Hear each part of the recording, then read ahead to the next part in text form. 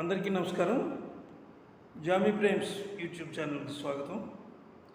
అలనాటి ఆణిముత్యాల కార్యక్రమంలో ఈరోజు మనకు లభించినటువంటి ఆణిముత్యం అత్యద్భుతమైనటువంటి కళాత్మక చిత్రం, అలాగే కనకవర్షం కురిపించిన చిత్రం, అవార్డుల పంట పండించిన చిత్రం సాగర సంగమం. సాగర సంగమం గురించి ఈరోజు మన టాపిక్. వీడియో పూర్తిగా చూడండి. పూర్తిగా చూస్తే మేము మీకు ఇచ్చేటటువంటి ఇందులో నుంచి అమూల్యమైనటువంటి విషయాలు చాలా ఉన్నాయి. పూర్తిగా చూస్తేనే కానీ మీకు తెలియదు. అంచేతగా పూర్తిగా చూడండి. ఈ వీడియో నచ్చితే ఒక లైక్ ఇచ్చి సబ్స్క్రైబ్ చేసి మాకు సపోర్ట్ ఇవ్వండి. అదేవిధంగా వీడియో చాలామంది మిత్రులు చూస్తున్నారు, సబ్స్క్రైబ్ చేయకుండా వెళ్ళిపోతున్నారు. దయచేసి నా రిక్వెస్ట్, చూసి సబ్స్క్రైబ్ చేయండి. చేస్తేనే మా వీడియోలన్నీ మీకు నోటిఫికేషన్గా వస్తాయి, వెంటనే చూడవచ్చు. అదేవిధంగా మాకు సపోర్ట్ ఇచ్చిన వాళ్ళు కూడా అవుతారు. అయితే ఇందులో ముఖ్యంగా కమల్ హాసన్, జయప్రద వారిద్దరూ కూడా ఇందులో నటించారు. అంటే దాదాపుగా హీరోయిన్లుగా కాకపోయినా వారిద్దరూ మెయిన్గా అద్భుతమైనటువంటి చాలా క్లిష్టమైనటువంటి క్యారెక్టర్స్ అయ్యి చాలా అంటే నటనకు మంచి అంటే నటన చేయడానికి బాగా వారికి ఉపకరించేటటువంటి క్యారెక్టర్లు అయ్యి ఆ నటనకు వాళ్ళు చాలా న్యాయం చేశారు 100% అని ఆనాడు ప్రేక్షకులు, అభిమానులు ఒప్పుకున్నారు. అద్భుతమైనటువంటి తీర్పులు ఇచ్చారనమాట. ఇక వారి యొక్క నటన వల్లే ఆ సినిమా చాలా అద్భుతంగా ఆడింది. వారి నటన నా భూతాన భవిష్యత్తు అని అనవచ్చు. ఇక మనం సినిమా వివరాల్లోకి వెళ్దాం. మరి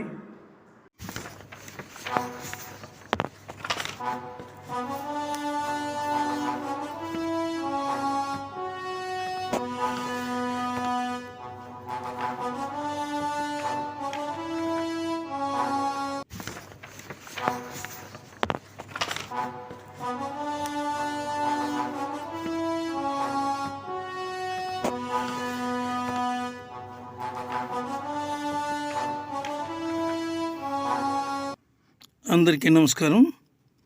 జామీ ప్రేమ్స్ యూట్యూబ్ ఛానల్కి స్వాగతం. అలనాటి ఆణిముత్యాల కార్యక్రమంలో ఈరోజు మనకు దొరికిన ఆణిముత్యం, మనం మాట్లాడుకునే సినిమా సాగర సంగమం. సాగర సంగమం ఈ సినిమాను దాదాపు అన్ని రకాల ప్రేక్షకులు చూసి ఆదరించి ఆనందించి ఘన విజయాన్ని చేకూర్చారు. సినిమా ప్రేక్షకాదరణ పొందింది, అవార్డుల పంట పండించింది, కలెక్షన్ల వర్షం కురిపించింది. అన్నింటికీ మించి ఈరోజు కూడా ఇది ఒక చక్కటి సినిమాగా అందరి మనసుల్లోనూ గుర్తుండిపోయింది. కళాత్మక చిత్రాలన్నింటినీ ఒకే వరుసలో పెట్టవలసి వస్తే ఈ సినిమా ఖచ్చితంగా మొదటి వరుసలో ఉంటుంది. ఇందులో హీరో కమల్ హాసన్ తెలుగువాడు కాదు అనడానికి వీల్లేదు. ఎందుకంటే ఈ హీరో దక్షిణాది చిత్రాల్లోనూ ఉత్తరాది చిత్రాల్లోనూ చాలా మంచి పేరు తెచ్చుకున్నాడు. ఇందులో హీరోయిన్గా కూడా దక్షిణాది చిత్రాల్లోనూ ఉత్తరాది చిత్రాల్లోనూ తన సత్తా చూపించినటువంటి జయప్రద ఆమె అద్భుతంగా నటించింది. 1983 అంటే 1983లో వచ్చినటువంటి సినిమా కళాత్మక చిత్రం. కళా తపస్వి చేతిలో రూపుదిద్దుకున్న కళాత్మక మహోన్నత చిత్రం సాగర సంగమం. ఈ చిత్రం కళా తపస్వి కె. విశ్వనాథ్ దర్శకత్వంలో రూపుదిద్దుకుంది. ఈ చిత్రంలో 1983 జూన్ 3న విడుదలైంది. ఇందులో కమల్ హాసన్, జయప్రద ప్రధాన పాత్రలు పోషించారు.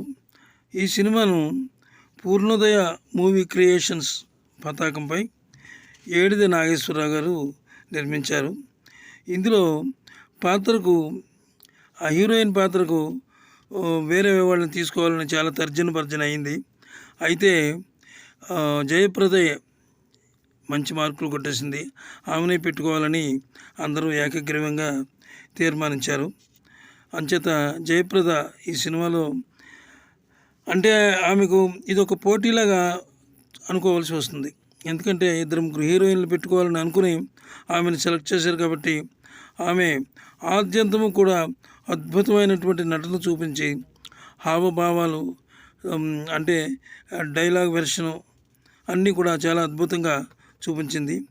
అలాగే కళాతపస్వి ఈ సినిమాను చాలా ప్రతిష్టాత్మకంగా తీసుకున్నారు. ఈ సినిమా నిజంగా ఆయన ఎంత కృషి చేశారు అంటే ఆ సినిమా టెక్నీషియన్స్ అందరూ చెప్తారు. ఆయన దీని మీద పెట్టినటువంటి శ్రద్ధ ఎంతో అద్భుతంగా ఉందని వాళ్ళు చెప్తారు. అలాగే ఏడిది నాగేశ్వరరావు గారు ఈ సినిమాను పూర్ణోదయ మూవీ క్రియేషన్స్ పతాకంపై నిర్మించారు. అలాగే ఏడిది నాగేశ్వరరావు గారు మంచి మంచి సినిమాలు ఎప్పుడూ కూడా ఆయన కళాత్మకమైనటువంటి సినిమాలే నిర్మిస్తూ ఉంటారు. వారు ఎక్కువగా మంచి మంచి సినిమాలే ఇంతకుముందు తీశారనమాట. అలాగే సంగీతానికి ఇళయరాజా గారిని తీసుకున్నారు.